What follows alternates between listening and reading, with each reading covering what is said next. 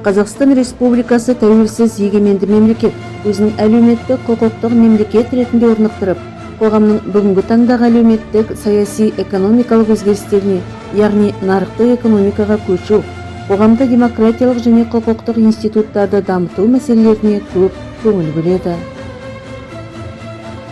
Мемлекетте демократияның басты негізі жеке тұлғаның құқықтық жағдайы болып табылады. Барлық қазіргі заманға сай конституциялар, оның ішінде Қазақстан Республикасының конституциясы да бұл мәселеге ерекше назар аударады. 1995 жылы 30 тамызда республикалық референдумда қабылданған конституция жеке тұлғаның құқықтық мәртебесін реттеуде ірі қадамдардың бірі болды. Конституциялық құқықтар мен бостандықтарды қазіргі уақытта қорғау жүйесі көп деңгейлі сипатта көрінеді.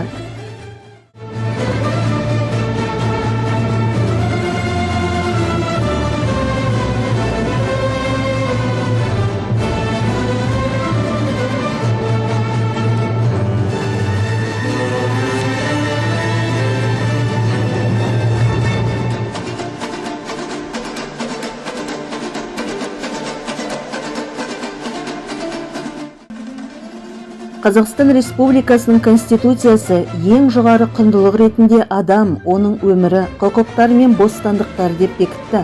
Бұл қағида демократиялық мемлекеттің қызметі мен оның халықаралық құқықтық міндеті. Конституцияда бекітілген жеке тұлғаның құқығы оны жүзеге асыру мен қорғаудың тиімді механизмін құруды болжайды. Адам құқығы, оны сақтау мен кепілдік беру бүгінгі таңдағы маңызды мәселелердің бірі болып отыр. Жалпы адам құқын қорғап, оның бостандығын ардақтау, азаматтардың лайықты өмір сүріп, бай қуатты тұрмыс кешуіне ахуал қалыптастыру, әлеуметтік қауымдастыққа көшін ұластырған Қазақстанның алдына қойған асыл мұраты. Әр елдің заңы басқа демекші, сіздердің назарларыңызға әлемнің әр тарапында өмір сүріп жатқан елдердегі адам құқығының қорғалуы қаншалықты екендігін көруді ұсынамыз. Дөңгеленген дүниенің әр тарапында өмір сүріп жатқан әлем елдерінде адам құқығының қорғалуы қандай дәрежеде? Мысалы, жапондықтар ар-намыс мәселесін бәрінен жоғары қояды. Нағыз жігіт болу самурай болудан басталады. Ол өзінің және өзгелердің құқығы үшін жанын беруге дайын жандар. Сондықтан ұяттан өлім күшті деп санайтын самурайлар қауіп төнгенде өзін құрбандыққа шалудан тайынбайды. Олар осылай өз құқығын қорғап қалады. Жалпы жапондықтарда отбасылық тәртіпке ерекше бағынады. Шаңырақтағы 5 адамның біреуі, қалған 4-інің басшысы.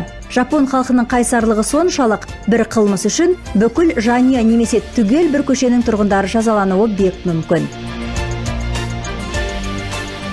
Ал үнді халқы керісінше нәзік, момын және жанашыр болып келеді. Бұл елдің жастарының әдептілігі сондай, үлкендерге тіке қарап, қарсы пікір айта алмайды, өз қалауларымен отбасында құра алмайды. Сондай-ақ миллиардтар елінде жесір әйелдерді адам құрлы көрмейді. Ең ауыр жазалар да жесірлерге тағайындалады. Олар өз қиындығы туралы ешқашан заң орындарына барып шағымдануға құқы жоқ. Тіпті ешқандай заңның шешімінсіз ақ жамылған әйелдер өлім жазасына кесіле береді.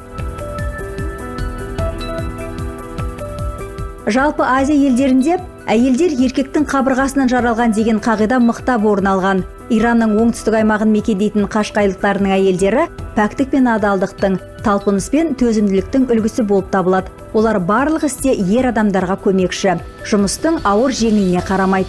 Үйде отағасының билігі үстем болғандықтан, ер кісілерге жанарын тіктеп қарап, дауыс көтеріп сөйлеуге құқы жоқ.